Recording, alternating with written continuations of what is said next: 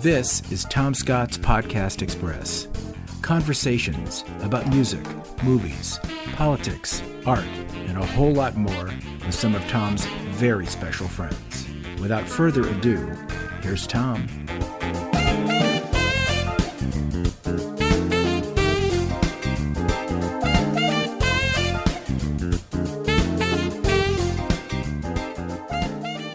Hi, I'm Tom Scott. My guest today is an actor, comedian, voiceover artist, musician, author, and most recently, agricultural engineer.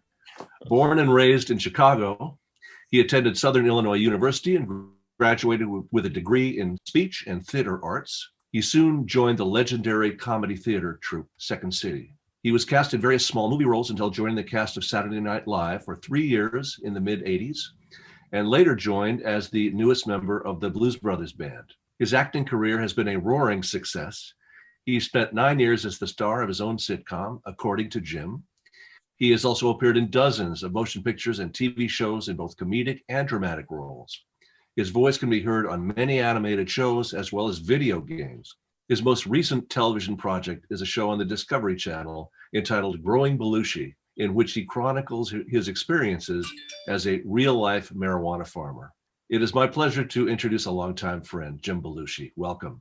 Well, Tom, it's always a pleasure to see you, man, and to hear your voice, because you speak like you play beautifully. Oh, thank you. Thank you.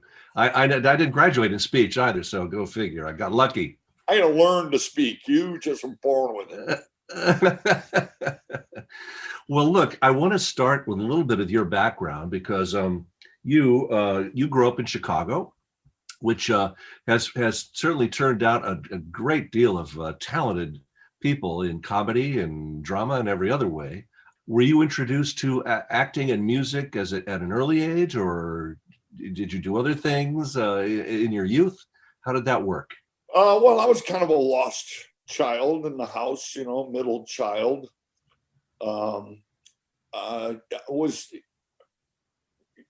My father was an immigrant, and he was in the restaurant business. I mean, that cheeseburger sketch was based on him and my Uncle Paul, who owned a little place in Logan Square called Olympia Lunch. And the cheeseburger place on Saturday Night Live was called Olympia. So John and I both were kind of not expected, but just assumed to go into the restaurant business. And, you have a model and I worked in a restaurant since I was 11. John worked with me. By the way, lazy son of a bitch at the restaurant. Obviously, were him. He was. Obviously, it wasn't his bliss. Let's just say that. Okay. Right. But then my dad lost the restaurant. Oh, in ouch. 69 by the mafia. Oh, ouch. Long story, but the point being was that the role model for me was, knocked on the sideline with an injury, emotional injury, it was a trauma to the house. And John he played football, and he started doing the variety show, and he was quite funny. And he became kind of the model, right? He's the one that showed possibility in the world. Okay. So he became like my role model. So I played football and I quit freshman year, which I'm so grateful because I saved my brain. John, I don't believe, did. I really think he suffered from CTE. He left high school because he was 5 years older, and I started. And there was a new teacher that started. Right. And I was in a speech class, and I didn't do my speech. And I remember it was October 16th or 17th, because October 15th was the first Vietnam moratorium in Chicago. And I didn't have a speech. So I walked into the classroom, put a headband on, and pretended I was a hippie. And I screamed at the class for not being at the moratorium. So there was no structure to the speech, but there was a lot of passion. And that teacher gave me an F on the speech but cast me in his play that night. Oh, that's great. That's fantastic. Yeah, and so that's what I started doing theater, because also what was interesting in being in that play was in the theater program in a high school, there were like 18, 20 girls and like 5 guys. And like 3 of the guys were, you don't know, right? Right. And so my numbers went up because I was a tackle in football. None of the girls are going, hey, I'm dating a tackle, right? And then I was like in Spanish class and I couldn't do it. I don't have it. And I went to my counselor and said, I can't do Spanish. She goes, you have to. It's college prep. I said, do the professors speak in Spanish? She said, no. I said, then why do I need it? And so she tried to scare me, right? Because I was a macho kid. She goes, well, if you don't take Spanish, you have to take choir. Aha. I took choir, 40 girls, 8 guys. Yes. So I'm in the numbers business right now, right? And in the meantime, I'm learning this craft of singing. I'm learning this craft of acting. And it brought bliss and joy. And so I just followed that. And John kind of modeled that. And then I went to see him at Second City when I was 16. Right. And I saw magic, Tom. Right. I bet. I want this magic. And so then that was my next goal. So right after college, I started improv groups in college. I went there, got in. And then John, Saturday Night Live. It's like, wow, that's magic that came from the Second City. Right. Somehow, which is a whole nother story I got on Saturday Night Live. So John was really the parental figure as far as modeling, you know. Yeah. Who else, when you saw him at Second City, who else that we might know was in the cast at that time?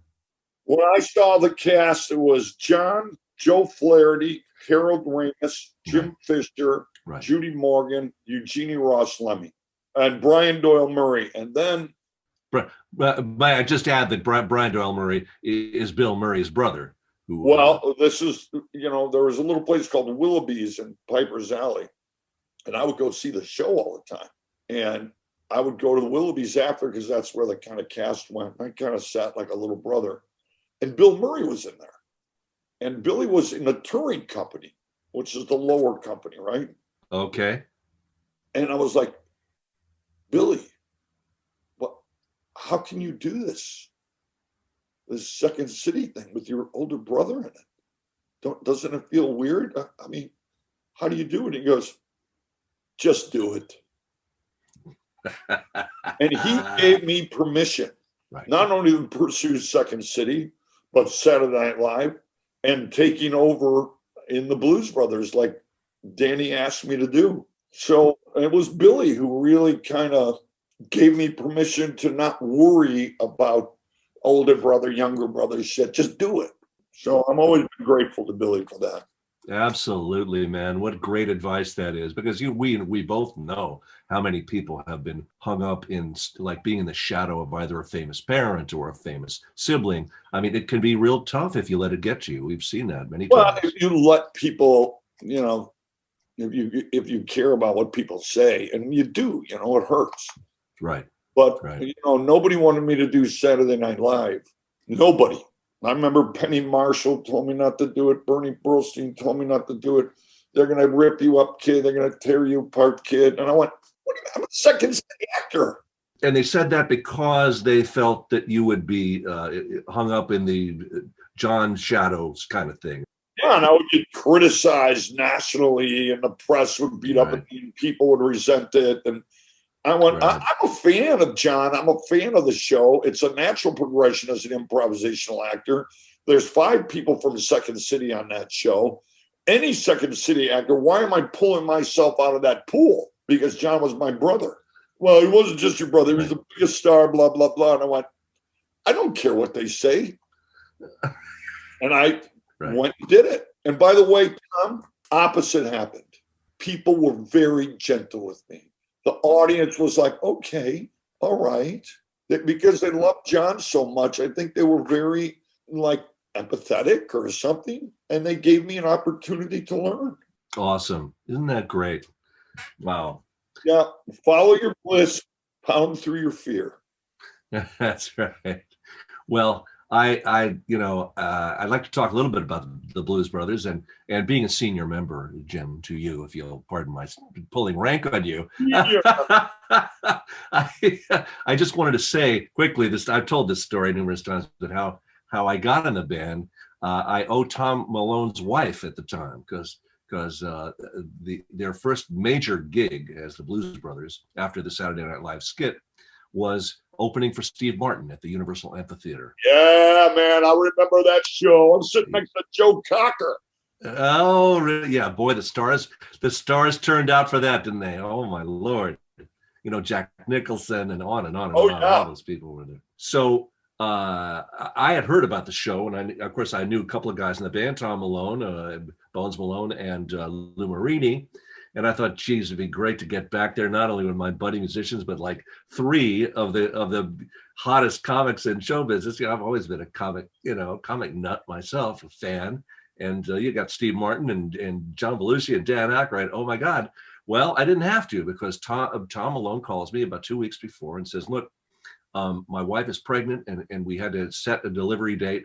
And that delivery date falls right in the middle of the week that we're to be at Universal Amphitheater. Can you sub for me? I was like, can I sub for you? Heck, you bet.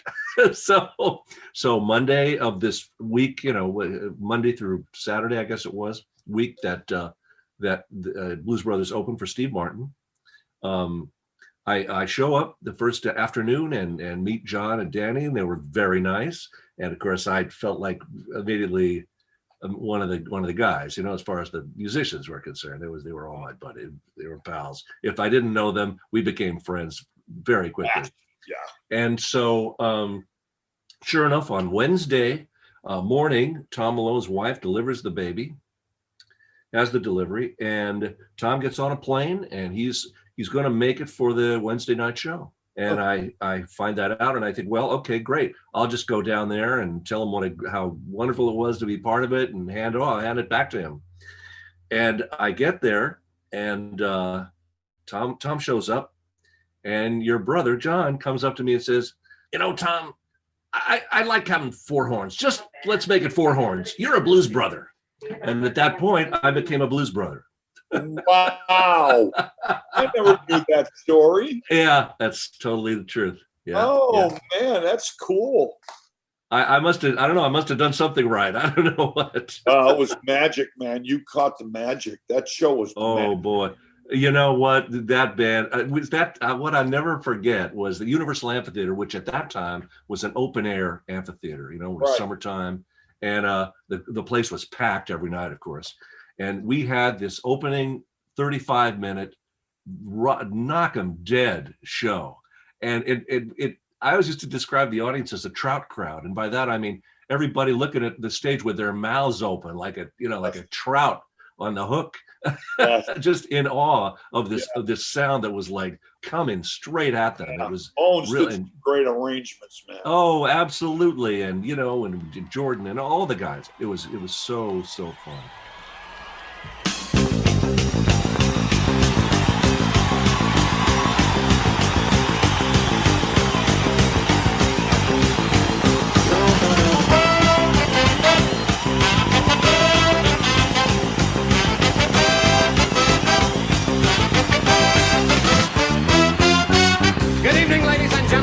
To the Universal Amphitheater.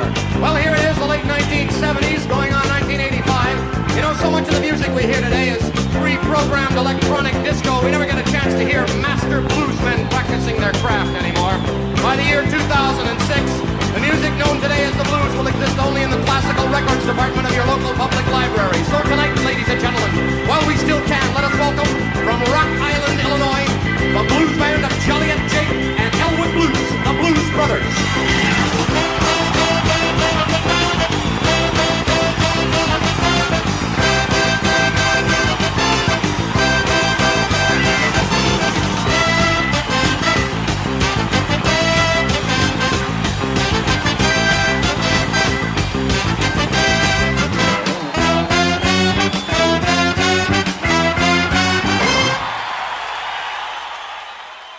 Well, I was telling you, I was sitting next to Joe Cocker, right?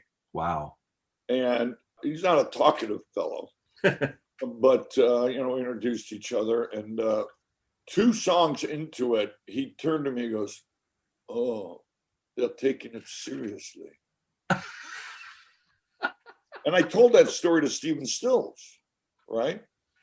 And he said, yeah, man, because, they did that Lemmings thing, and, they were really knocking musicians, man. And it was like, we were really scared that they were going to come out and, basically, cock block our gig, man, our livelihood. They were going to make fun of us. And right. And so when we saw John and Danny do that with that band, we were like, oh, they submitted to it. They committed to it. Oh, right. And it was a relief. Yeah, I get it. It was not a parody. It was the real deal. It was the real deal. And Cocker saying that in the second song was like stamped, Yeah. Especially exactly. With John, because John fucking imitated them all the time. I adored him and did a great impression. Yes. Who could forget that? Who can forget that SNL where they're together? Wow, that was the edgiest thing. And John, by the way, really toned down his physical work in that when he did it. Yes. Yeah, right. When he does it by himself, he wheeled himself all over the stage, Oh my God. Just one quick John story. Of course, we spent some time together in New York. At the time, I was dating his assistant, Layla Nabolsi. Whoa! She's something else. Yeah. Beautiful girl. Anyway, yeah, she was fun. We had a great time. But so one night, I should say early one morning would be more appropriate. He said, "Come on, Tom, let's go to this Turkish bath that I." Oh, Ninth Street Baths? Turkish bath, 9th Street Baths, and that's one of those places where they rub you with these leaves, the plates or something like that. It's called the plates. They take the oak leaves. You're in a schwitz with an oven, and they throw little bits of water over the rocks, and it increases the heat. And you lay up on the top thing, and a guy stands there with 2 brushes. Right. And puts them in soap and water and heats your body up in incredible temperatures. Yes. He did it to me too. I bet he did. So the image that I will never forget, somehow we got on opposite sides of a pool of water or something. And I look across the room at him, and he's in a crowd of all old guys with just towels on. And as is John, white towel around his waist. And he just looks up at me and gives me this look like, can you believe this? Or, God, if I'd only had a camera, it was just priceless. Oh my Lord. I have a story too. Go ahead. He took me to the one in Chicago, the Russian Turkish baths on Division Street, which, by the way, has the best oven in America. Because after that, I went to them all. And I had no idea where he was taking me. And it was kind of a rundown, funky place, and a lot of old guys, boxers, politicians. And all of a sudden we go down these stairs, and he takes me into that schwitz, and it's hot. And he goes, go on. And he put me up, and he had a guy give me a platesa. And I mean, it was almost torturous, but beautiful in the same moment, right? And I went, oh my God, my brother's trying to kill me. He doesn't like that I'm an actor too. This is a dark, dingy place, and I'm being murdered. And then they dump cold water over your head. What a rush! And it just changes the chemistry of your body. Anyway, he takes me out, and I stumble out, and there's all these showers, open showers. He puts me in the shower, and he turns on the water. And I'm just standing there, and Tom, he washed my hair. Oh.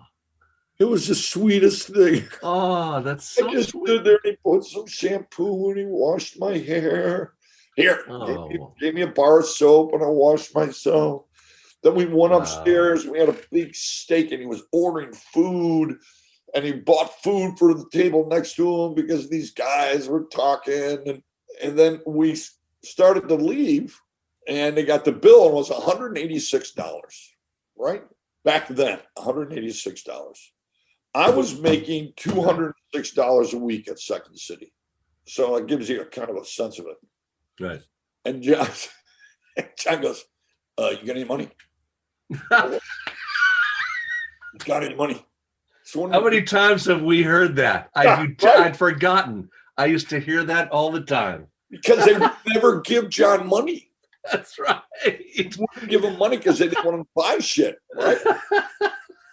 So I'm like, $186. I had it on me. And then he took more because he wanted to be the movie star and tip him well. Of course. Because he has to tip him well. So I'm out like almost $300, and I'm like devastated because that's like my rent. Go outside, we get in a limo, we go to Sam Goody on Western, Sure. Huge music store. Right. And he talks to the manager. They get on the phone, call Lipsky in New York, the accountant, and they work out a deal where John can get albums. And he turned to me and he goes, you got 10 minutes to get every album you ever wanted. Oh my Lord. Shopping spree. It's like supermarket sweep. Supermarket sweep.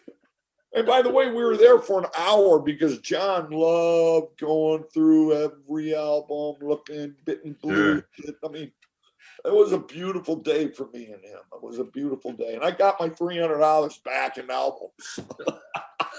That's right. That's right. Oh my God, that's awesome. What a great story. Oh God, I just had such flashes just now of Yeah, John, right. And the never having any money because they said, don't give John money. No, don't give him any money. Don't give him any cash. He's not supposed to have any cash. God, he was funny. He was funny, man. And you know that, and back to that image in the Turkish bath, all these old guys around him, yeah, had no idea who he was. So there was this huge star standing in the middle of all these people and just looking at me going, whatever. Yeah. And then Jake, fantastic. Upstairs, the cook was Jake. Oh yeah. He had numbers from the concentration camp on his Oh my arm. Lord. Oh. And he was the cook at the 10th Street Baths. And John liked him. Yeah. And they had John, he had a connection. John brought him a colored TV and put it up because he didn't have a TV there. Oh. And Joliet Jake comes from Jake at the 10th Street. Oh, no kidding. Oh my Lord. No, I'll tell you what, and you know this as well as I do. John had a huge heart. He was such a real kind person in his soul. John, there is a documentary that's airing on Showtime. It'll probably be on demand. That is the best documentary of John and his struggle as an artist. And it shows his beautiful heart that you just mentioned. Right. It shows him as an artist and the struggle of maintaining your vision. And it shows him as a leader in that community. It is nice. A beautiful piece, and you should watch it. It's also very sad, but it's the best depiction of John that I've seen. Yeah, sure. I'm an anarchist. I'd rather be an anarchist than a professional. On his 30th birthday, the Blues Brothers were #1. He was on the #1 television show, and Animal House was the #1 grossing comedy. The John and Judy relationship is really one of those things you hear about in storybooks. They've all got their opinions, but then what do they know? John said to me, I want to be an actor and create. We fell in love the moment we met. So look, again, you went on beyond this to have a marvelous career, admirable career in so many diverse roles, and you got hot as a pistol, which is wonderful. And but I read a story about one of your neighbors who you got into a major disagreement with, and you managed in the end to turn it around to a wonderful plus. Julie Newmar. She's a lovely and very elderly now lady, Julie Newmar, who's the original Catwoman. Right. And, look at all the wars. Everything begins with property and boundaries. And she started the war with me about bushes blocking her sunlight. And she got really crazy on me. And we ended up going to court. We ended up finally making an agreement. And part of the agreement was I wanted her to be on my show, according to Jim, as the neighbor. And I was the crazy fucker, right? And we made up. I mean, it was pretty angry, and I broke her.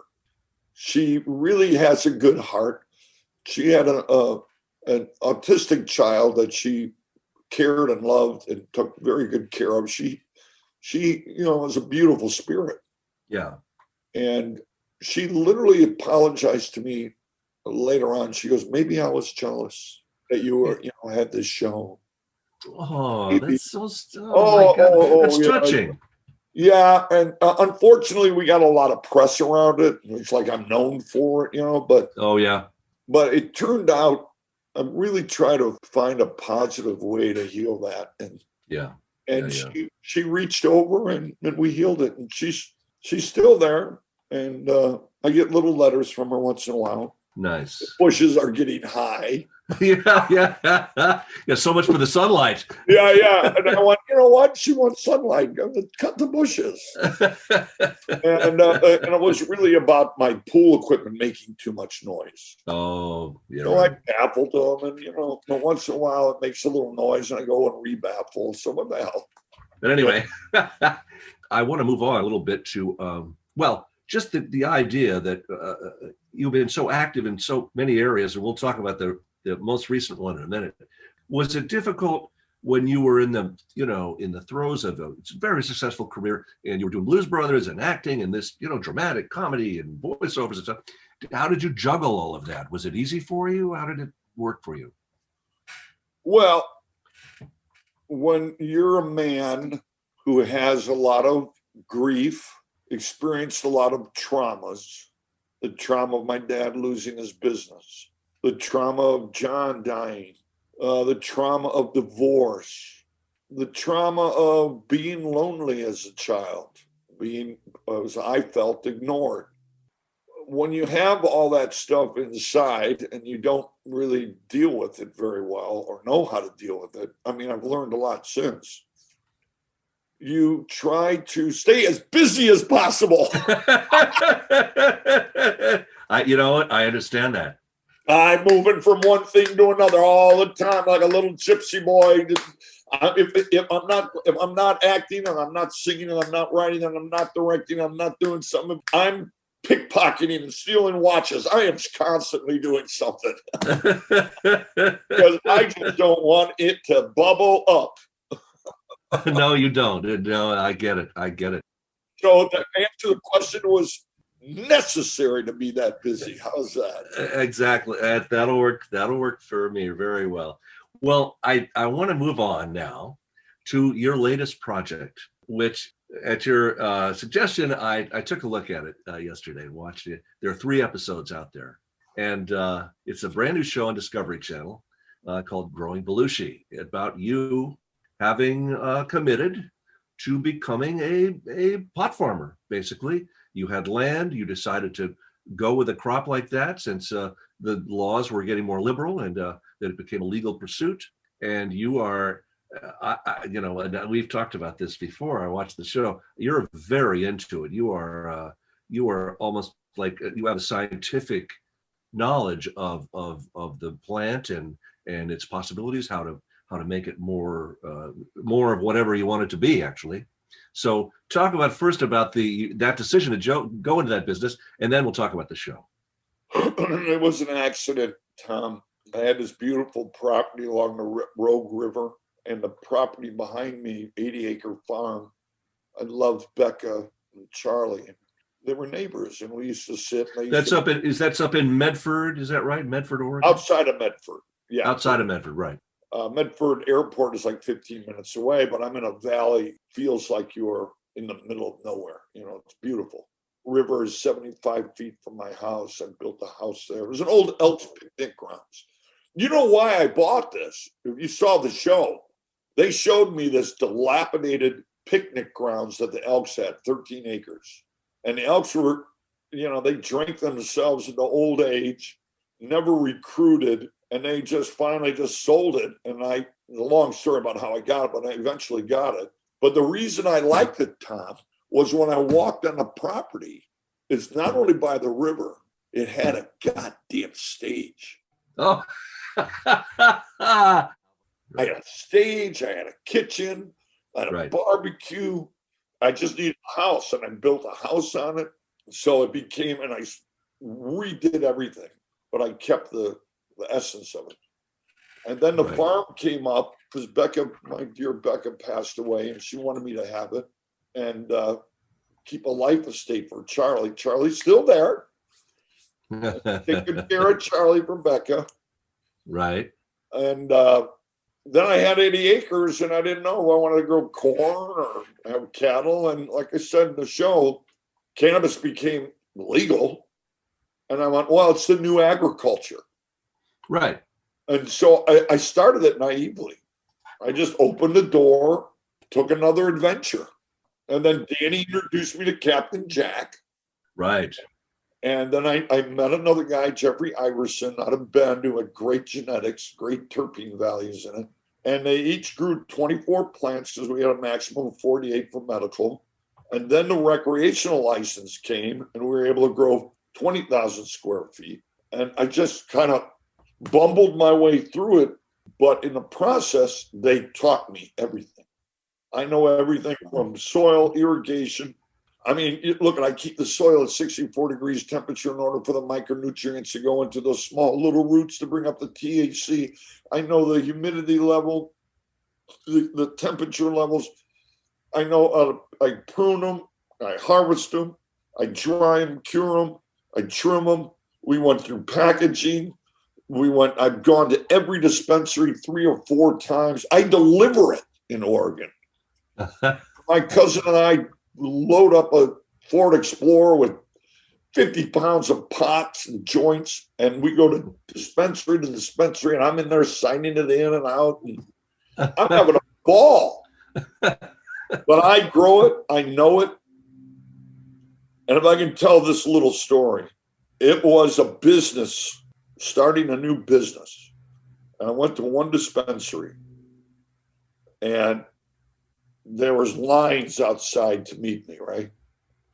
And I would go in, and I'd have my product there, and they'd come in, and I'd explain it, and I'd sign stuff, and they'd buy stuff, and, you know, like a personal appearance for a book or something. Sure. So as I walk in, I always kind of try to touch everybody on the shoulder and say, hey, I'll see you inside. One guy, long hair, blue eyes, skinny, a little shorter than me. He just looked at me, and I just stopped. And I said, are you all right, man? And he said, you know, Jim, I was a medic in Iraq, and I saw things that happened to the human body that nobody should ever witness in their life. Uh-huh. He said, I have PTSD, they tell me. They actually tell me I have triple PTSD, which I really don't know what they mean by that. They gave me a bottle of 600 Oxycontin a month. Oh, no. And he said, I have a wife and 2 kids. I got off of it with cannabis, and I still have trouble talking to my wife and kids and sleeping. He said, your Black Diamond OG is the only strain that allows me to talk to my children, my wife, and sleep. Oh, my Lord. And he teared up and he hugged me. Oh. And I said, hey, man, I didn't make this. He goes, no, but you're a steward. Right. And that was a paradigm shift for me, Tom. I get it. I am no longer in a business. No. Now the mission from God is to help put people on a pathway to healing, whether it's PTSD, Alzheimer's, epileptic seizures, depression, hopelessness, but also, Tom, it sparks creativity. It enhances the sound of music, taste of food, the touch of your lover's skin, and it also makes you feel good. I must plead guilty to being familiar with those effects. Right. It makes you feel good, gives you a sense of euphoria, which you should always never feel shame for. It lightens you. It enlightens you. You reach a higher sense of consciousness, and that generosity of spirit comes. And that's all the wellness of cannabis. All of it, from cancer victims doing chemo to going to a concert. It's all a beautiful thing. And by the way, and I said it in the show, I was a bouncer and I never broke up a fight between two potheads. That's a good point. That's very good. Yeah. Right. It's a very non-violent, generous feeling. And nobody can OD from it. Right. And I believe if John was a pothead, he'd be alive today. You know what? I think their theory is well-founded. Wow, that's true. You know, I've as I say, I watched your show, and I hope you won't be offended by saying this, but to me, it kind of the format of it bore a resemblance in many ways to Duck Dynasty, because you're dealing in a product, and you've got a bunch of people who are not just the people on the staff, but they're characters. And the thing about you, the difference with that and you're much funnier than they were. Well, thank you. But that was a format is a reality show. Right. But I brought my knowledge of storytelling. I get that right away. Yeah. Because those shows don't really have the heart. And they don't have what Joseph Campbell calls the hero's journey. Right. And all storytelling is structured based from mythology to all the religions.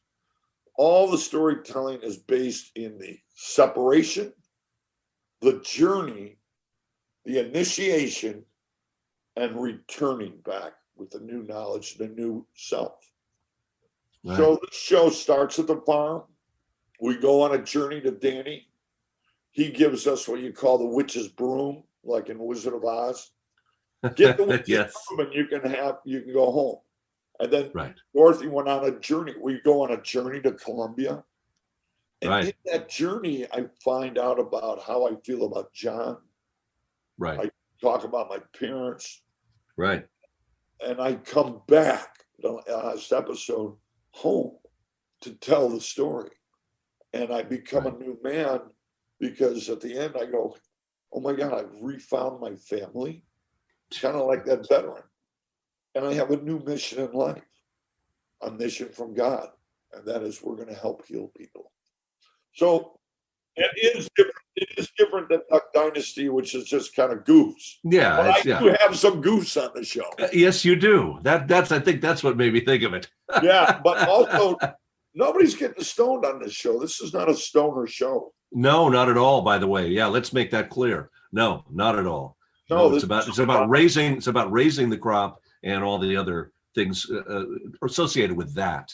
Showing you how clean we grow. It's giving people confidence in the safety of cannabis by showing exactly how we do it. It's giving the general audience a sense of the healing power and the joy. Right. It's about our industry, the budding industry. So it's not like some comedy goofy guy. Not at all. And yeah, that's a very good point. I'm glad you pointed that out. Well, look, Jim, it's been a pleasure to talk to you. I thank you so much for your time. All the best to you, and thanks for joining me today. Tom Scott's Podcast Express is produced by Dave Schroeder and Joseph Vella. If you like the Podcast Express, tell your friends, write a review, and subscribe to the series on Apple Podcasts, Spotify, and other fine podcast directories. Tom Scott's Podcast Express uses Blue microphones and Zoom Corporation audio recorders. Tom Scott plays R.S. Berkeley musical instruments. For more information or to ask Tom a question, visit tomscottmusic.com. Until next time.